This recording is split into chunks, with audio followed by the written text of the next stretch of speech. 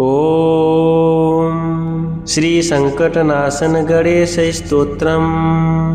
ओम प्रणम्य शिरसा देवं गौरीपुत्रं विनायकं भक्तावासमिस्मरे नित्य मायुष्कामार्थसिद्धये।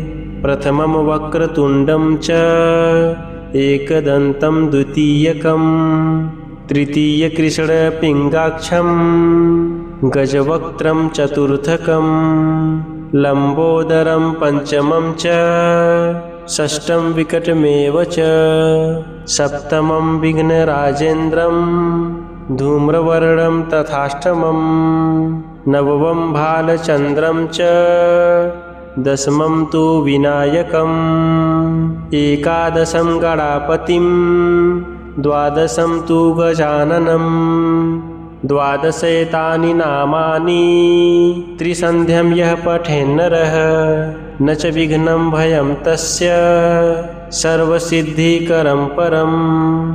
विद्यार्थी लभते विद्यां धनार्थी लभते धनं पुत्रार्थी लभते पुत्रान् मोक्षार्थी लभते गतिं। जपे दृढपतिस्तोत्रं संभिर्मासः फलं लभेत् संवत्सरेण सिद्धिं च लभते नात्र संशयः।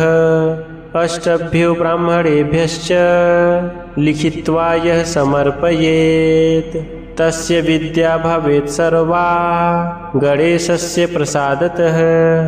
ओम श्री नारद पुराणे संकष्टनाशनं नाम गणेशस्तोत्रं सम्पूर्णम्। ओम